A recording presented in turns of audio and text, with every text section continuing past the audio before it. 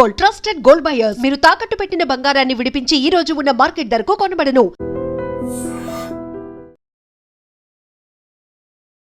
నమస్తే, welcome to I dream. ఢిల్లీలో జరిగినటువంటి బాంబ్ బ్లాస్ట్ మనకు తెలుసు. ఇప్పటి వరకు 12 మంది చనిపోయినరు.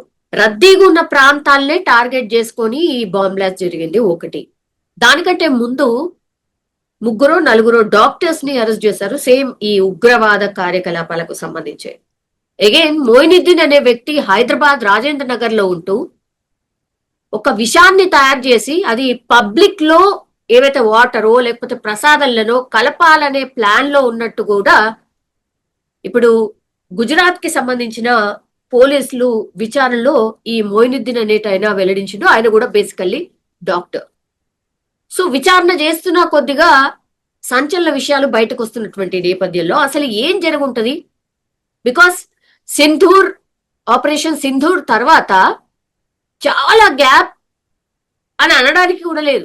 చాలా కొద్ది గ్యాప్ లోనే మళ్ళా ఇట్లాంటి ఇన్సిడెంట్ అనుకోవచ్చు. అది దట్టు అందరూ వివిఐపీస్ అందరూ ఉండేటటువంటి ప్రాంతం, అసలు మన పరిపాలన జరిగేటటువంటి ప్రాంతం ఢిల్లీని బేస్ చేసుకొని బాంబ్ బ్లాస్ట్ జరిగింది. మాట్లాడదాం. మనతో పాటు ఫారిక్ షిబ్లీ గారు ఉన్నారు, founder and president of minority హక్కుల పరిరక్షణ సమితి. సార్ నమస్తే. నమస్తే. Very very sad incident sir. 12 మంది చనిపోయినరు. ఎవరు కూడా ఎక్స్పెక్ట్ చేసి ఉండరు అది ఢిల్లీ లాంటి ప్రాంతంలో ఇట్లాంటి బ్లాస్ట్ జరుగుతుంది అని.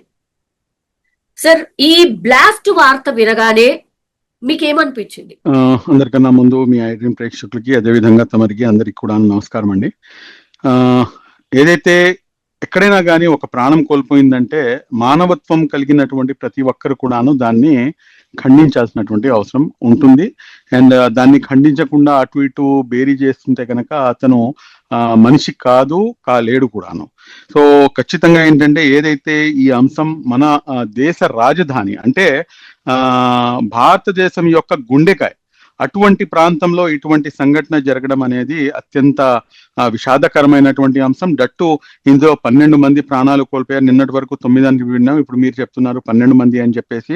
వీళ్ళు చనిపోయినటువంటి అందరికీ కూడాను మా యొక్క ప్రగాఢ సానుభూతిని, అదేవిధంగా ఎవరైతే క్షతగాత్రులు ఉన్నారో వాళ్ళందరూ కూడాను త్వరగా కోలుకోవాలని చెప్పేసి మనస్ఫూర్తిగా మైనారిటీ హక్కుల పరిరక్షణ సమితి నుంచి కోరుకుంటున్నానమ్మా. ఆపరేషన్ సింధూర్ అయింది సార్. మనం నిజంగా అంటే పుల్వామాకి ఒక రకంగా రివెంజ్ తీసుకున్నాము అని అనుకున్నాం సార్. అగైన్ మళ్ళా ఈ బ్లాస్ట్ గాని మొన్న దొరికినటువంటి డాక్టర్స్ మూలాలన్నీ కూడా మళ్ళా ఎక్కడో పుల్వామాకి కనెక్ట్ చేస్తున్నాయి సార్. ఎవరన్నా ఎక్స్పెక్ట్ చేసి ఉంటారా? అక్కడ ఒక లెసన్ మనం నేర్పించాము అని అందరం అనుకున్నాం, సంతోషపడ్డాము కూడా సార్, ఒక రివెంజ్ లాగా తీసుకున్నాము అనేసి. కానీ ఎక్కడ సార్ మళ్ళా ద సేమ్ మూలాలన్నీ కూడా పుల్వామా దగ్గరే కనిపిస్తుంది. ఒక్క అంశం అయితే నేను మీకు ఖచ్చితంగా చెప్పగలనమ్మా. అదేంటంటే ఇప్పుడు దాకా ప్రభుత్వం కానీ లేకపోతే మీడియా తరపు నుంచి కానివ్వండి స్పష్టత ఇది ఫలానా ఇష్యూ వల్ల జరిగింది, లేకపోతే ఫలానా ఇది ఒక రకమైన ఏంటంటే ఒక టెర్రరిస్ట్ చూసేటటువంటి ఏదైతే ఇది ఉందో దీనివల్ల ఇదైతే ఎస్టాబ్లిష్ అవుతుంది. బట్ ఇంకా still government has to clear the issue. అసలు ఏంటి, ఎలా జరిగింది ఏంటి అనేది స్పష్టత అయితే లేదు, as per the best of my knowledge. బహుశా నేను తప్పే ఉండొచ్చు, బట్ నాకు తెలిసినంత వరకు ఇప్పటిదాకా ఏంటంటే ఇది ఫలానా ఉగ్రదాడి లేకపోతే ఉగ్రవాదులు చేశారు అని చెప్పేసి ఎక్కడ కూడాను ఎస్టాబ్లిష్ కాలేదు. నెంబర్ 1. నెంబర్ 2, ఇప్పుడు మీరు చెప్పిన దానికి కాసేపటికి, ఎందుకంటే సిచ్యువేషన్స్ లేకపోతే రద్దీ ప్రాంతము, ఈ బ్లాస్ట్ జరగడం, 12 మంది అమాయకులు ప్రాణాలు కోల్పోవటం, ఇదంతా చూస్తుంటే ఏంటంటే ఖచ్చితంగా, ఎందుకంటే జనాల సాంద్రత ఎక్కువ ఉండేటటువంటి ప్రాంతం అది రెడ్ ఫోర్ట్ ఏరియా అనేది. అక్కడ ఇటువంటి ప్రాంతం జరగడం, అక్కడ మాస్క్ వేసుకున్నటువంటి వ్యక్తి దాని తర్వాత కారులో బాంబు పేలడం, ఇవన్నీ కూడాను ఇప్పుడు మీరు చెప్పినట్టుగా రసాయనంగా కొన్ని తయారు చేస్తున్నారని చెప్పేసి కాసేపటికి లెటస్ ఎజ్యూమ్ మీరు చెప్పినట్టుగానే. దానికి వీళ్ళకి బుద్ధి రాదా అంటే కనుక కుక్క తోక ఎప్పుడైనా కానీ స్ట్రైట్ అయినట్టు మీరు ఎక్కడైనా విన్నారా? చరిత్రలో లేదు. కాబట్టి కుక్క తోక వంకరేనండి. ఇటువంటి దాడులు చేసేవాళ్ళు లేకపోతే ఏదైతే దాయాది దేశం చేసేటటువంటి కుట్రలు కానివ్వండి, ఇవన్నీ కూడాను సహజమే. But still we have to wait and watch. నిజంగా ఏం జరిగింది ఏంటి అనేది బయటికి రావాల్సినటువంటి అవసరం ఉంది. ఒక ఎత్తు అయితే ఇంకో అంశం ఏంటంటే ఒకవేళ నిజంగా ఇది ఉగ్రవాద దాడి అయితే కనుక మన యొక్క ఇంటెలిజెన్స్ వ్యవస్థ మన భారతదేశం యొక్క గుండెకాయ లాంటి ఢిల్లీ ప్రాంతంలో ఇటువంటి సంఘటన జరిగితే ఎలా జరిగింది, ఎందుకు జరిగింది, ఎక్కడ ల్యాబ్సెస్ ఉన్నాయి? ఎందుకంటే గత 11 సంవత్సరాల నుంచి మేము టెర్రరిస్టులపై మేము ఏదైతే టెర్రరిజం ఉందో, ఇటువంటి భయంకరమైనటువంటి దాడులు ఏదైతే ఉన్నాయో వీటిపై మేము ఒక విజయాన్ని సాధించాము అని చెప్పేసి అనుకుంటున్నటువంటి తరుణంలో మొన్న జరిగినటువంటి ఈ ఆపరేషన్ సింధూర్ కి సంబంధించినటువంటి విషయం కానివ్వండి, లేకపోతే ఇప్పుడు జరిగినటువంటి ఈ అంశం కానివ్వండి, but definitely it has to be take some serious note and very serious concern దీనిపై తీసుకోవాల్సినటువంటి అవసరం ఎంతైనా ఉంటుంది.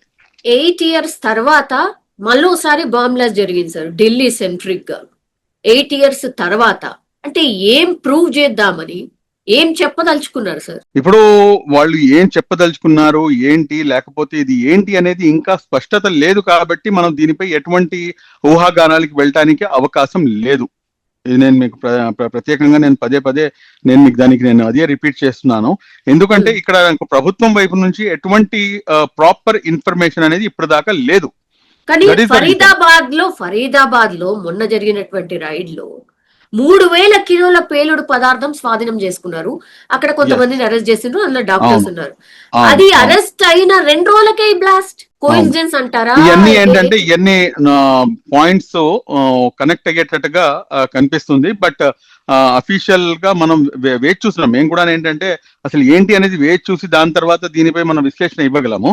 బట్ ఎనీహౌ ఇప్పుడు నిన్న ఫరీదాబాద్ లో ఎవరినైతే అరెస్ట్ చేశారో, లేకపోతే ఎవరి దగ్గర నుంచి అయితే ఇన్ని కిలోల పేలుడు పదార్థం కానీ లేకపోతే ఇవన్నీ ఏదైతే దొరికినాయో వీటన్నింటినీ కూడాను మనం ఖచ్చితంగా దాన్ని నేను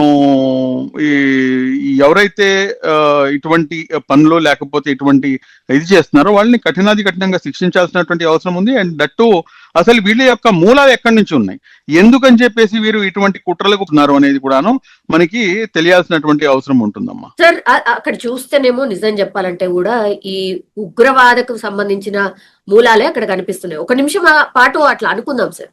సార్ జనరల్లీ ఉగ్రవాదం వైపు ఎవరు మళ్ళుతారు అని అంటే జనరల్ పర్సెప్షన్ మీకు కూడా తెలుసు, చాలా టైమ్స్ మనం మాట్లాడినాం కూడా. ఎవరైతే బీద పిల్లలు ఉంటారో, వాళ్ళ ఫ్యామిలీలో అసలు డబ్బులు లేకుండా ఎవరైతే తిండికి కూడా దిక్కులేనటువంటి వాళ్ళు ఎవరైతే ఉంటారో వాళ్ళే ఎక్కువగా ఇటువైపు వెళ్తూ ఉంటారు అనేది ఒక పర్సెప్షన్ అనుకోండి, లేకపోతే ఒక చర్చ. నిజం చెప్పాలంటే కూడా నిజమే అది. కానీ ఇప్పుడు ఏకంగా డాక్టర్ వృత్తిలో ఉన్నటువంటి వాళ్ళు ఇట్లా పేలుడు పదార్థాలతో పట్టుబడితే ఏమనుకోవాలి?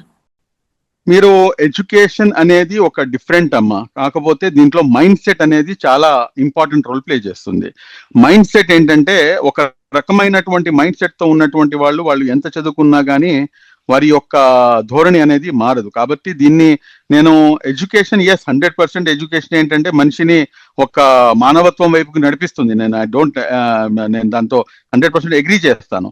But at the same time ఎంత చదువుకున్నా కానీ మూర్ఖులుగా బిహేవ్ చేసేటటువంటి వాళ్ళు కూడాను సమాజంలో ఉంటారు.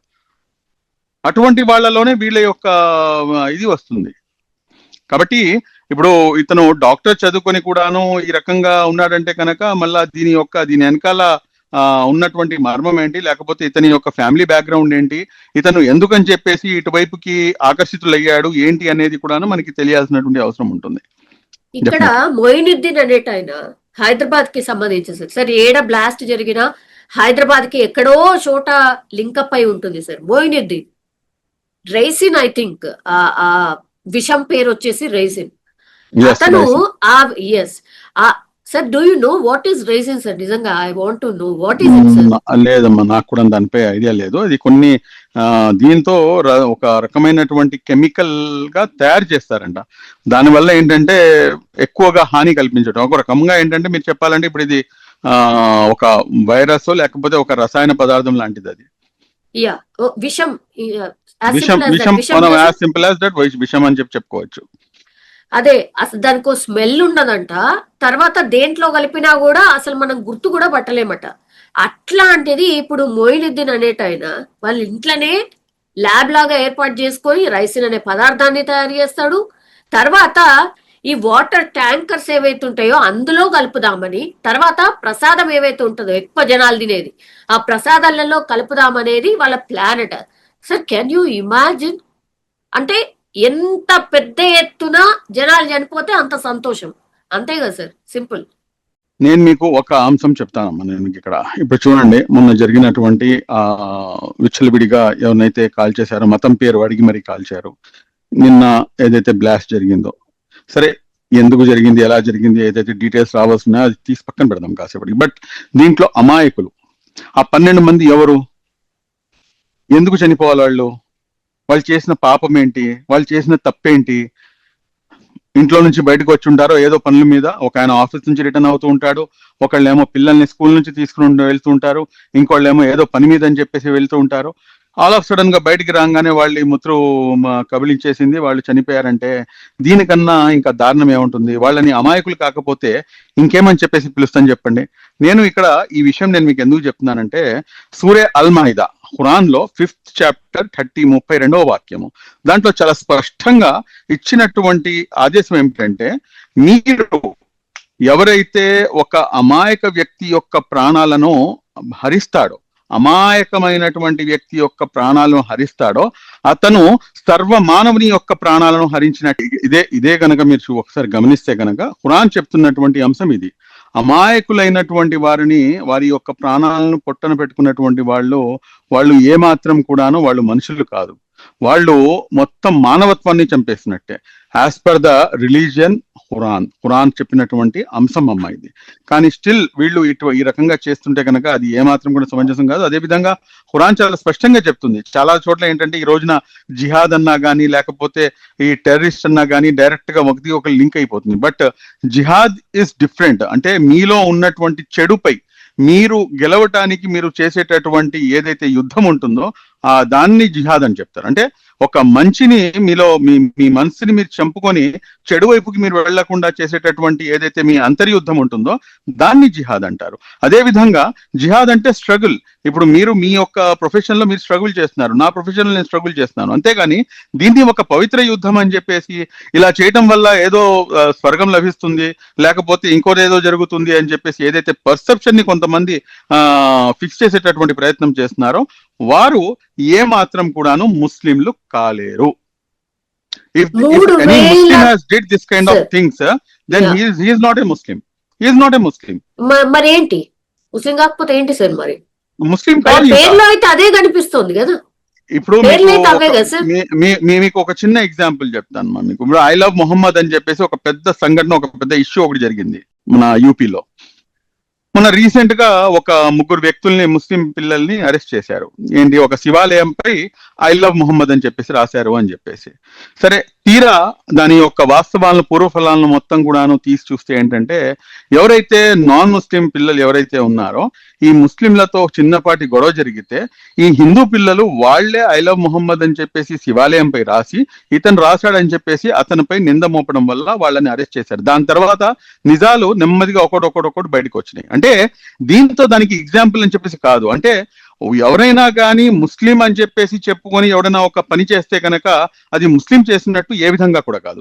ముస్లిం అన్నవాడు నాకు తెలిసినంత వరకు ఏంటంటే, అతని వల్ల పొరుగు వ్యక్తికి, ఇప్పుడు నేనున్నానమ్మా, మీరు ఫోన్ చేశారు, లేకపోతే మీరు వచ్చారు, మిమ్మల్ని గౌరవించడం, మిమ్మల్ని మీ మనసుని నొప్పించకుండా మీ మనసుని గెలుచుకోవటమే నా యొక్క పరమ ధర్మం, నా యొక్క అందరికన్నా ముందు ప్రైమ్ రెస్పాన్సిబిలిటీ. అలాంటిది నేను మిమ్మల్ని చంపివేసి ఇది జిహాదు, లేకపోతే దీనివల్ల నాకు ఏదో స్వర్గం దొరుకుతుందంటే స్వర్గం కాదు. వాడు అసలు ముస్లిమే కాదు. వాడు ఇప్పుడు గడ్డం టోపీ వదిలేసి, గడ్డంను టోపీ పెట్టుకొని ఒక షరీఫ్ పైజమా వేసేసుకొని అతను వెళ్ళేసి అతను రోడ్డు మీద విచ్చలవిడిగా దాడులు చేసేసి నేను ముస్లింని కాబట్టి నేను ఎలా చేస్తున్నానంటే కనుక అటువంటి వ్యక్తి ముస్లిం కాడు. దానికి సంబంధం లేదు అసలు. 3,000 కిలోల ఎక్స్ప్లోజివ్స్ దొరికాయి సార్. ఒకవేళ అవన్నీ కూడా పేలుంటే ఏంటి సార్ సిచ్యువేషన్? ఎక్కడెక్కడ ప్లాన్ చేసి ఉంటారు సార్? ఇటువంటి వాళ్ళని వదలకూడదమ్మా. ఇటువంటి వాళ్ళని ఎవరైతే ఉన్నారో వీళ్ళని అసలు వదలకూడదు. వీళ్ళని ఖచ్చితంగా, ఎందుకంటే అసలు అందరికన్నా ముందు దీనికన్నా ఎక్కువగా ఇంకా కొన్ని, అంటే నేను ఇష్యూని డీప్ లోకి వెళ్ళదలుచుకోవట్లేదు. ఎందుకంటే ఇది కొన్ని ప్రాణాలు పోయిన తర్వాత దీన్ని మనం కొన్ని రాజకీయ విశ్లేషణలు వేరే విధంగా ఉన్నాయి. ఎందుకంటే మొత్తం భారతదేశంలో యొక్క పరిస్థితి, ప్రెసెంట్ ఉన్నటువంటి సిచ్యువేషన్ ఒక డిఫరెంట్ కైండ్ ఆఫ్ సిచ్యువేషన్ లో ఉంది. కాబట్టి చాలా మంది రాజకీయ విశ్లేషకులు దీన్ని ఏంటంటే ఒక డిఫరెంట్ వేలో దీన్ని ప్రొజెక్ట్ చేసేటటువంటి ప్రయత్నం చేస్తున్నారు. కానీ నేను దాన్ని అటువైపుకి తీసుకెళ్ళదలుచుకోలేదు. ఎందుకంటే వాస్తవాలు రాకుండానే నేను మాట్లాడటం అనేది ఒక ఏమంటారు రెస్పెక్టబుల్ సిటిజన్ యొక్క ధర్మం కాదు. కాబట్టి లెటస్ వెయిట్ అండ్ సీ అని చెప్పేసి నేనైతే ప్రెజెంట్ చెప్పేది. జనరల్లీ ఇట్లాంటి జరిగినప్పుడు సార్ క్లెయిమ్ చేసుకుంటారు, అంటే మేం చేసాము అని. ఇంతవరకు అయితే ఎవరు ఇందులో ఎక్కడ కూడా క్లెయిమ్ రాలేదు. రెండోది ఏంటంటే ఇది ఫలానా వాళ్ళు చేశారు అని చెప్పేసి కూడాను ఎక్కడ కూడాను మనకి ప్రభుత్వం వైపు నుంచి కూడాను ఎటువంటి డిక్లరేషన్ అనేది లేదు. ఎగ్జాక్ట్లీ. సో అంటే దాంట్లో సిఎన్జి గ్యాస్ సిలిండర్ పేలింది అని చెప్పేసి ఒక ఇది వచ్చింది ఫస్ట్. దాని తర్వాత సీసీ కెమెరా ఫుటేజెస్ బయటకు వచ్చినాయి. దాని తర్వాత మాస్క్ ధరించిన వ్యక్తి ఎవడో ఉన్నాడు అని చెప్పేసి అదొకటి బయటకు వచ్చింది.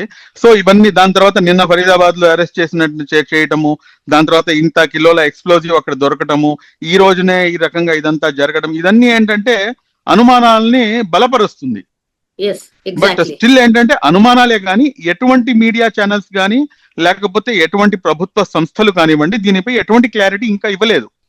సార్ నిజంగా ఒకవేళ ఉగ్ర దాడి అయి ఉంటే సార్, ఒక నిమిషం అనుకుందాం, ఒకవేళ నిజంగానే ఇది ఉగ్ర కుట్ర ఉగ్ర దాడి అనుకుందాం సార్, ఎన్ని ఇంకా ఆపరేషన్ సింధూర్స్ అవసరం అవుతాయి సార్? మరి ఖచ్చితంగా ఆపరేషన్ సింధూర్ ఎన్ని కాదండి, కుకిటి వేళ్లతో వీళ్ళు ఎక్కడ ఉన్నా గానీ ఎటువంటి వాళ్ళైనా గానీ ఎంత పెద్ద వాళ్ళైనా గానీ ఏ మతం వాడైనా గానీ whoever it may be, see we as Indians we are all equal. Indians ని దెబ్బతీద్దామనో లేకపోతే అమాయకులమైనటువంటి ఇండియన్స్ ని నువ్వు చంపాలని చెప్పేసి లేకపోతే ఒక మతపరమైనటువంటి అంశాన్ని మనసులో పెట్టుకొని నువ్వు కుట్రలు చేస్తే కనుక వి యునైటెడ్ యాజ్ ఇండియన్స్, నువ్వు ఒకవైపు ఉంటావు. We all Indians and definitely we will give you the best answer. And మా ఆన్సర్ ని మా దేశ ప్రభుత్వం కానివ్వండి లేకపోతే ఈ దేశ ప్రజలు కానివ్వండి ఖచ్చితంగా సరి అయిన సమాధానం ఇవ్వాల్సినటువంటి అవసరం ఉంటుంది. ఏ రకంగా అయితే ఆపరేషన్ సింధూర్ లో మేమందరం కూడా రొమ్ములు విరిచి మనం రోడ్డు మీదకి తిరిగేటటువంటి పరిస్థితి ఏర్పడిందో అదే విధంగా ఖచ్చితంగా మా ఇండియన్ ఆర్మీ కానివ్వండి లేకపోతే ఇండియన్ పోలీస్ కానివ్వండి లేకపోతే మా ఇండియన్ గవర్నమెంట్ కానివ్వండి ఖచ్చితంగా వీరికి సరి అయిన గుణపాఠం ఒక సరి అయిన సమయంలో ఇస్తుందని చెప్పేసి నేను ఆశిస్తున్నాను. Thank you sir. Thank you, Fargar. Thank you. And for more videos, please subscribe to iDream. Please subscribe to iDream. Please subscribe iDream. And please subscribe to iDream. For more videos, subscribe to iDream. please like, share and subscribe to the channel. Congratulations, iDream. Subscribe to iDream. Subscribe to iDream. So subscribe to iDream Media. iDream ki iDream team andarki huge congratulations. Please subscribe iDream Media. Please subscribe to iDream. Subscribe iDream. Please subscribe to iDream. iDream అంటే నా కళల ఛానల్ను subscribe చేసుకున్న నోరు తిరుగుతలేదు, మీరైతే గంట గుర్తు కొట్టండి. For more such videos, please subscribe to iDream. Subscribe to iDream. Please subscribe to iDream. Please subscribe iDream Media. Please do subscribe to iDream. Please subscribe to iDream Media. For best entertainment and information, please subscribe iDream. And don't forget to subscribe to iDream.